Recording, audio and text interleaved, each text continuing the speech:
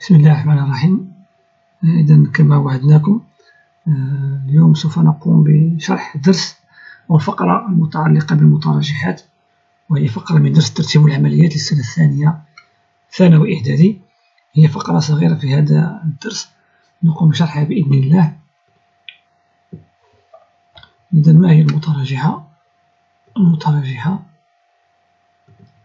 هي كل متفاوتة تكتب على شكل AX زائد B أصغر من أو يساوي صفر، أو AX زائد B أكبر من أو يساوي صفر، أو AX زائد B أكبر قطعا من صفر، أو AX ناقص B أصغر قطعا من صفر. إذا لدينا 4 أنواع من المتراجحات حسب الرمز المستعمل. إذا بحيث A و B عددان جذريان معلومان، و X هو المجهول. إذا كل متفاوتة يمكن كتابتها على أحد هذه الأشكال الأربعة تسمى متراجحة من الدرجة الأولى بمجهول واحد. والحل ديال المتراجحات هو مثل حل المعادلات، نقوم مثلا إذا كان رمزه أكبر من يساوي، إذا هذا الطرف خاص بالمجهول وهذا طرف خاص بالأعداد المعلومة. وعند تحويل أي عدد من طرف إلى طرف نغير إشارته في الجمع والطرح فقط، نغير إشارته عند تحويله من طرف إلى طرف. الفرق الوحيد الذي بين معادلة المتراجحات سوف نكتشفه أثناء شرح الدرس إن شاء الله. إذا تعريف المتراجحات les inéquations بالفرنسية. ليكن A و B عددين جذريين معلومين، كل متفاوتة يمكن كتابتها على أحد الأشكال التالية أو أحد الأشكال التالية: AX زائد B أكبر من أو يساوي صفر، AX زائد B أصغر من أو يساوي صفر، AX زائد B أكبر قطعا من صفر، أو AX زائد B أصغر قطعا من صفر. تسمى متراجحة من الدرجة الأولى بمجهول واحد، والعدد X يسمى المجهول، وقيم X التي تحقق المتفاوتة إحدى هذه المتفاوتات حسب التمرين تسمى حلول المتراجحة. إذا soit A et B deux nombres rationnels, toute inégalité qu'on peut écrire sous forme de AX plus B supérieur ou égal à 0, ou bien AX plus B inférieur ou égal à 0, AX plus B supérieur strictement à 0, ou bien strictement supérieur à 0, AX plus B strictement inférieur à 0, est appelée une équation du premier degré à une inconnue. Le nombre X est appelé l'inconnu et les valeurs de X qui vérifient l'inégalité est appelée les solutions de l'inéquation. أمثلة: 4x زائد 5 أكبر من أو يساوي 0، ناقص 5 على 2x ناقص 3 على 7 أصغر من يساوي 0، 3x زائد ناقص 8 على 9 أكبر من يساوي 1 على 3x إلى آخره. كلها متراجحات من الدرجة الأولى بمجهول واحد. ما يهمنا في المتراجحات هو الحل. كيف نقوم بحل المتراجحة؟ إذا ننطلق من مثال لنحل المتراجحة: 4x زائد 5 أكبر من أو يساوي 0.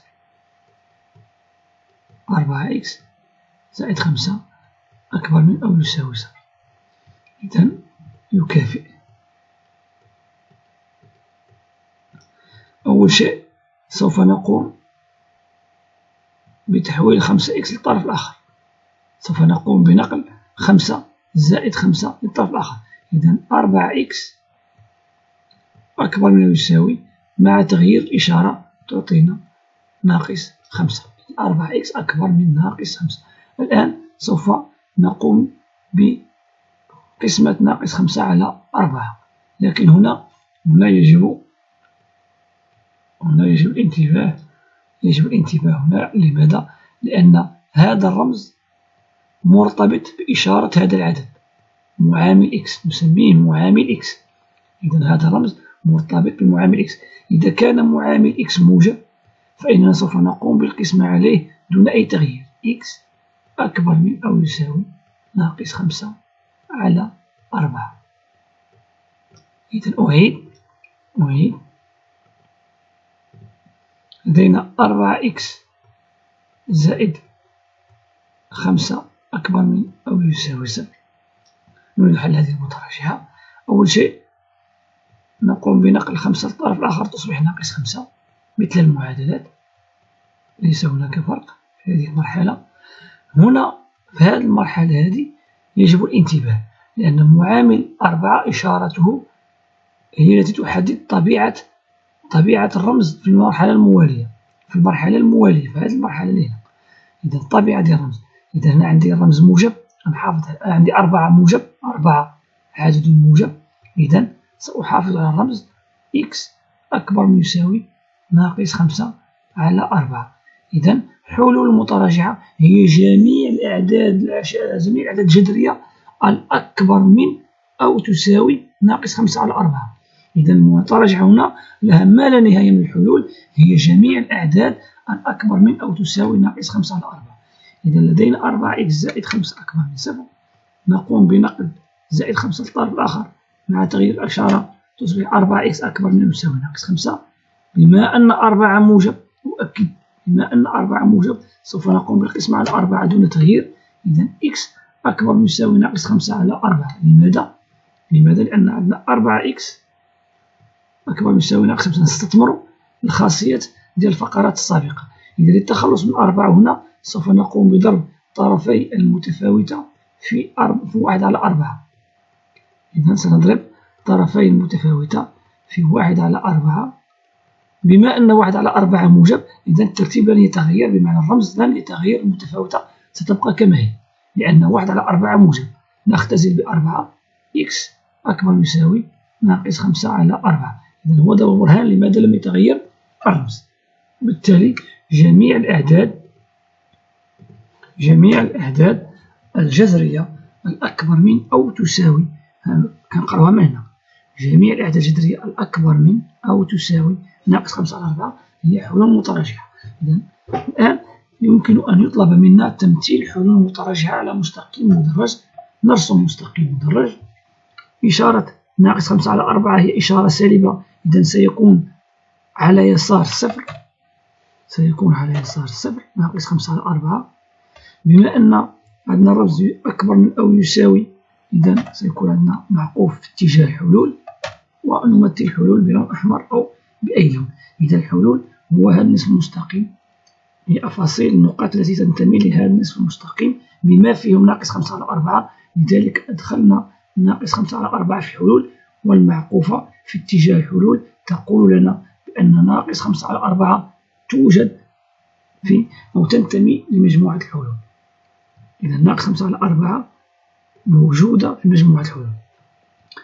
Donc, pour résoudre une équation, on procède de même façon que la méthode de résolution d'une équation. Donc, on a 4x plus 5 est supérieur ou égal à 0. Donc, on fait déplacer plus 5 à l'autre côté et on change son signe, devient 4x supérieur ou égal à moins 5. À ce stade-là, il faut multiplier par 1 sur 4 pour se débarrasser de 4. Donc, je vais multiplier les deux membres de l'équation par 1 sur 4x. 1 sur 4 fois moins 5. Donc, on a multiplié les deux membres de l'équation par 1 sur 4. Puisque 1 sur 4 est un nombre positif, donc je garde le même symbole d'après les propriétés de l'ordre. Donc ici, je vais simplifier par 4, j'obtiens x supérieur ou égal à moins 5 sur 4. Et après, on représente les solutions sur un axe ou bien une droite graduée. Donc voilà l'axe gradué ou bien une droite graduée. Puisque la moins 5 sur 4 est un nombre négatif, donc il est à gauche de 0. Et puisque l'ensemble des solutions et les nombres qui sont supérieurs ou égaux à moins 5 sur 4, donc je vais colorer cette demi-droite qui représente les abscisses des points qui sont plus grandes à moins 5 sur 4.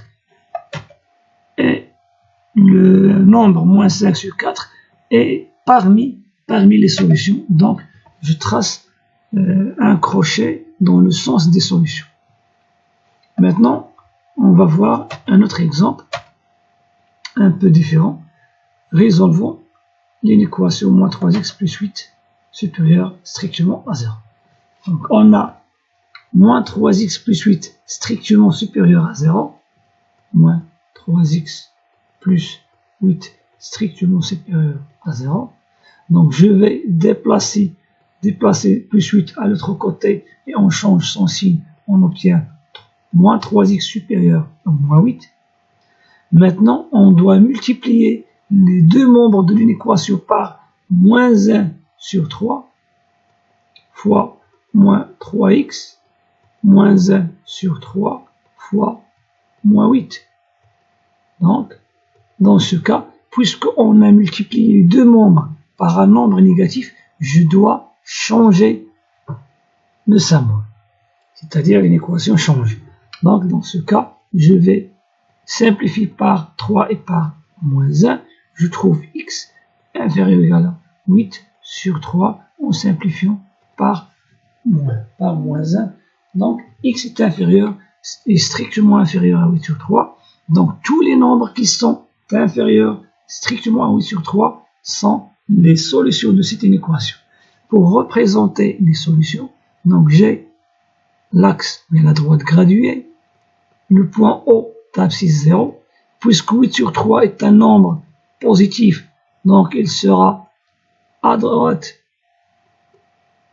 de 0, puisque les nombres qui sont la solution d'une équation est inférieur à 8 sur 3, donc je vais colorer ces demi-droites qui représentent les abscisses des points inférieurs strictement à 8 sur 3, puisque 8 sur 3 n'est pas une solution parce qu'il est ici strictement inférieur, 8 sur 3 n'est pas une solution, donc le crochet sera dans l'autre côté et cela signifie que 8 sur 3 n'est pas une solution.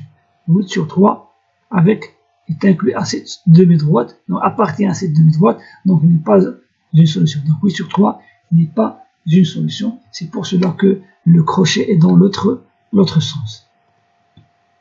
إذا اللي حل المتراجعة ناقص 3x زائد 8 أكبر من 0 ناقص 3x زائد 8 أكبر قطعا من 0. قلنا غادي نشدو زائد 8 نحولوها للطرف الآخر مع تغيير إشارة نحصل على ناقص 3x أكبر قطعا من ناقص 8. الآن للتخلص من ناقص 3 يجب أن نضرب طرفي المتفاوتة في ناقص 1 على 3. بما أن ناقص 1 على 3 عدد سالب، وحسب خاصية الترتيب قلنا إذا ضربنا طرفي متفاوتة في عدد سالب فإن الرمز يتغير. نختزل ب3 بناقص 1 نجد x أصغر قطعا، نختزل بناقص 1 نجد 8 على 3. إذا جميع الأعداد الحقيقية أصغر قطعا من 8 على 3 هي حلول لهذه المتراجعة. للتمثيل على المستقيم المدرج، نقطة O ذات أفصل 0 هي أصل المستقيم. بما أن 8 على 3 موجب، إذا سوف يتم تمثيله على يمين O. بما أن الحلول هي الأعداد الأصغر من 8 على 3، إذا يجب تمثيل نصف المستقيم الذي يضم O. بما أن 8 على 3 ليست حل لأن عندنا أصغر قطعا، بما 8 على 3 ما داخلاش في الحل، إذا غندير معقوفة العكس ديال الحلول غادي في هذا الاتجاه، معقوفة كتشوف في جهة أخرى. هذا يعني أن كتقول لنا 8 على 3 ما كايناش في الحلول وإنما في جهة أخرى. إذا يكافئ، قمنا بتحويل زائد 8 للطرف الآخر وغيرنا إشارتها، ضربنا في ناقص 1 على 3، بما أنه سالب غيرنا الرمز. نلاحظ هنا تم تغيير الرمز عندما قسمنا على ناقص 3، لأننا في هذه المرحلة قمنا بضرب طرفين متفاوتة في ناقص 1 على 3. نختزل بناقص 1 نجد x أصغر قطعا من 8 على 3. إذا جميع الأعداد الجذرية الأصغر قطعا من 8 على 3 حلول متراجحة. ولتمثيل الحلول في مستقيم مدرج ننشئ المستقيم. 8 على 3 عدد موجب سيكون على يمين 0، ونقوم بتلوين نصف المستقيم الذي يمثل الحلول، علما أن المعقوفة عكس اتجاه الحلول، لأن الرمز قطعا يعني أن 8 على 3 ليست حل للمتراجحة، وإنما الأعداد الأصغر منها هي الحل للمتراجحة. مثال أخير لنحل المتراجحة 7 إكس زائد 6 أصغر من أو يساوي 13 إكس ناقص 1. 7 إكس زائد 6 أصغر من يساوي 13 إكس ناقص 1. أول شيء سنحول 13 إكس للطرف الأيسر مع تغيير إشارة، و6 للطرف الأيمن مع تغيير إشارة. نجد 7 إكس ناقص 13 إكس أصغر من أو تساوي، نحول 6 لناقص 6 ناقص 1. إذن 13 إكس في الطرف الأيسر غيرنا إشارتها، 7 إكس أو زائد 6 عفوا الطرف الأيمن غيرنا إشارة أصبحت ناقص 6. الآن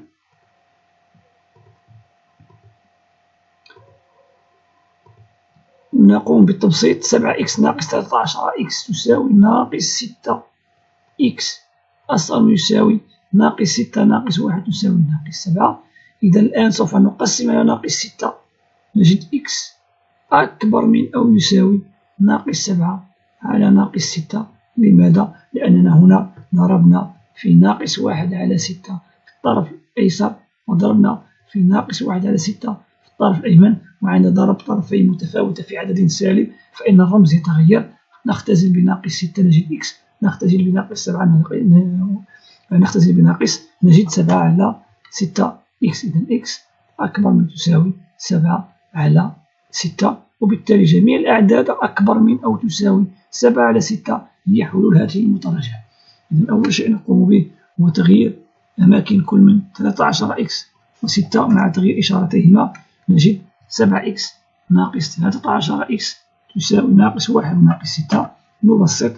7 إكس ناقص 13 إكس تساوي ناقص 6 إكس، وناقص 1 ناقص 6 تساوي ناقص 7. الآن سنضرب طرفين متفاوتة في ناقص 1 على 6، بما أنه سالب يجب تغيير الرمز. نجد إكس أكبر من أو يساوي ناقص 7 على 6، يعني أن جميع الأعداد الأكبر من أو تساوي 7 على 6 هي حلول هذه المتراجحة. وللتمثيل ننشئ مستقيم مدرج. 7 على 6 موجب سيكون على يمين الصفر، وبما أن الرمز هو أكبر من أو يساوي إذن سوف نأخذ نصف المستقيم الذي على اليمين مع معقوفة في اتجاه الحلول لأن عندنا رمز يساوي. إذن هذا هو حل المتراجعة. Donc pour résoudre l'équation 7x plus 6 inférieur ou égal à 13x moins 1, on va déplacer 13x au côté gauche et 6 au côté droit et on change leur signe. On trouve 7x moins 13x inférieur ou égal à moins 6 moins 1. On simplifie, on trouve moins 6x inférieur ou égal à moins 7. On multiplie les deux nombres par moins 1 sur 6, et puisque c'est un nombre négatif, on est obligé de changer le symbole. On trouve x est supérieur à moins 7 sur moins 6, c'est-à-dire que x est supérieur ou égal à 7 sur 6 en simplifiant par moins 1. Donc tous les nombres rationnels qui sont supérieurs ou égaux à 7 sur 6 sont des solutions de l'équation. Et pour représenter les solutions sur une droite graduée, donc O, l'origine de la droite, son abscisse est 0. 7 sur 6 est un nombre positif, donc il sera à droite de 0. Donc puisqu'on a le symbole supérieur égal, donc voilà l'ensemble des solutions, c'est cette demi-droite. Donc cette demi-droite représente les points dont les abscisses sont les solutions de l'équation. Et puisqu'on a supérieur E égal, donc le crochet sera dans le sens des solutions. Donc on est arrivé à la fin de cette leçon. On se verra Inch'Allah dans le groupe de WhatsApp si vous voulez pour faire les exercices. Je vais partager dans les deux prochains jours une autre vidéo dans laquelle on va corriger la série d'exercices que vous trouverez dans le lien au-dessous de cette vidéo. Je vous remercie pour votre attention, pour votre engagement. et au revoir.